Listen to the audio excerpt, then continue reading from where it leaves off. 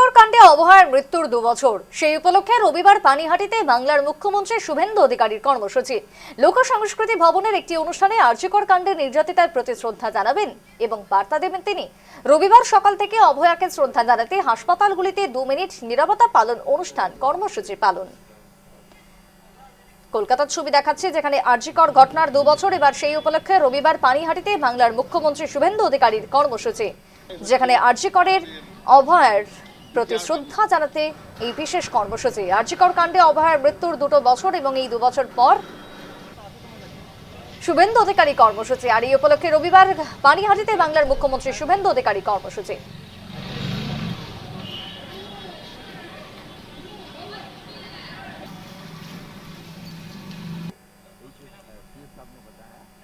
कम से कम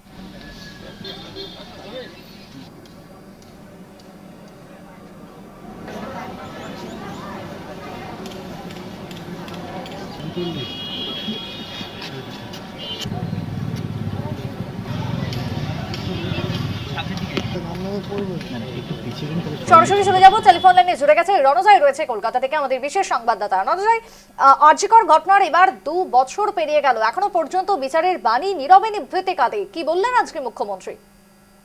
দেখো, আজকে সেই দিন, সেই কালো দিন আজকে বলা যেতে পারে।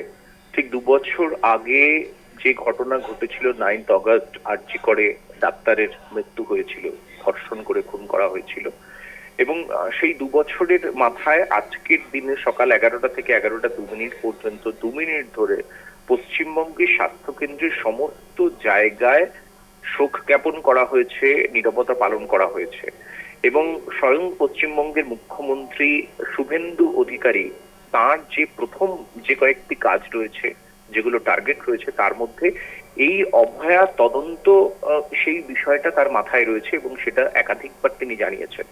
আমরা দেখেছি যে এর আগে প্রধানমন্ত্রী নরেন্দ্র মোদী ভোটের প্রচারের সময় তিনি পানিহাটিতে এসেছিলেন এবং অভয়ার মা তখন মঞ্চে ছিলেন এবং সেই সময় প্রতিশ্রুতি দিয়েছিলেন যে তার তদন্ত সম্পূর্ণ হবে।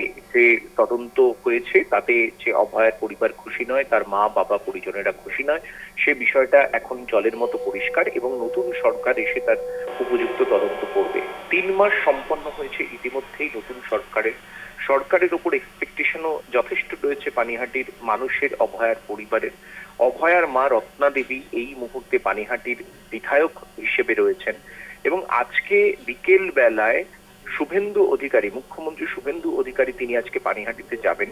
পানিহাটিতে যে লোক সংস্কৃতি ভবন রয়েছে সেখানে তিনি যাবেন এবং অভয়ার স্মৃতিতে যেরকম শ্রদ্ধা জানাবেন, শোক জ্ঞাপন করবেন মুখ্যমন্ত্রী শুভেন্দু অধিকারী সূত্রের খবর অনুযায়ী, সেই রকম তার বাবা মা পরিবার পরিজনের মানুষজনের সঙ্গে ফের মিলিত হবেন, কথা বলবেন এবং সেখান থেকে আজকে পানিহাটি লোক সংস্কৃতি ভবন থেকেও কিন্তু অত্যন্ত গুরুত্বপূর্ণ প্রশাসনিক বার্তা দিতে পারেন মুখ্যমন্ত্রী শুভেন্দু অধিকারী।